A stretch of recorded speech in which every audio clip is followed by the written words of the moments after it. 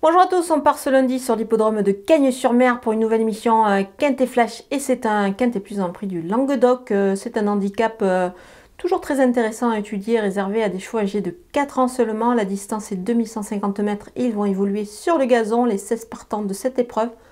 Moi je pense qu'il peut y avoir des révélations dans cette épreuve, mais attention, on voit tout ça avec mon analyse.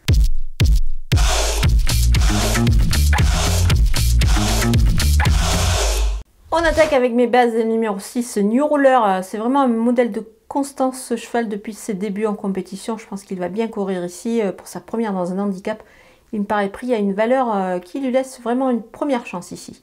Le numéro 4, Magellan, sa course de rentrée lui aura fait le plus grand bien à mon avis. Il devrait monter là-dessus. La distance me paraît largement évidemment dans ses cordes ici.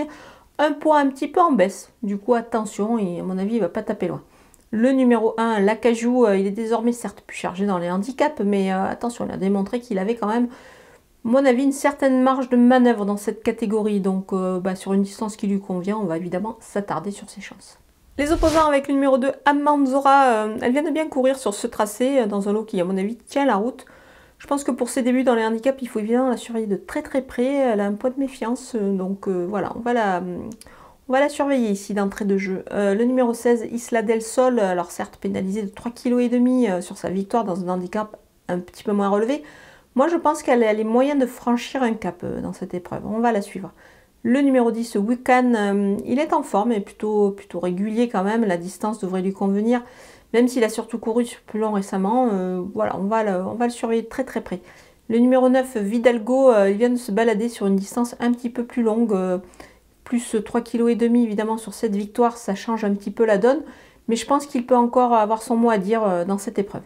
Mon coup de poker, c'est le numéro 13, One Point. Elle avait gagné sur ce parcours lors du précédent meeting de Cagnes. Elle était en 32 valeurs. Alors certes, sa valeur n'est plus la même, elle a été en hausse. Mais la jument a progressé depuis. Donc moi, je pense qu'elle est capable de refaire parler d'elle ici. Je l'aime bien à cette période de l'année, et puis sur cette piste aussi.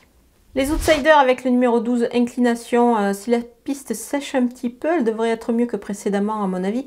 Surtout que sa valeur devient intéressante, donc attention à elle pour une place. Le numéro 8, Diane Star, sur une distance à sa convenance, elle devrait à mon avis tirer son épingle du jeu à l'issue d'un bon parcours. Attention à elle.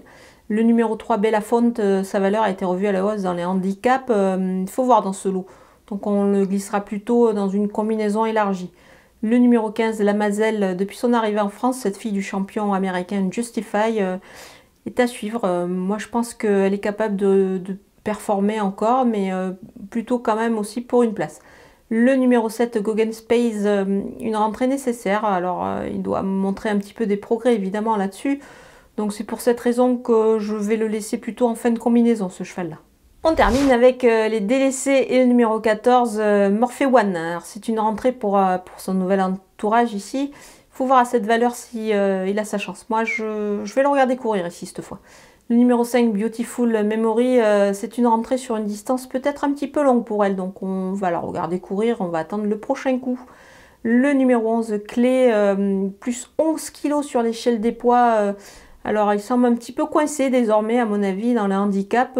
C'est pour cette raison que je vais l'écarter. Voilà, on a passé en revue tous les partants de ce Quintet Plus canois. Moi, je vous laisse avec ma sélection et mes conseils de jeu.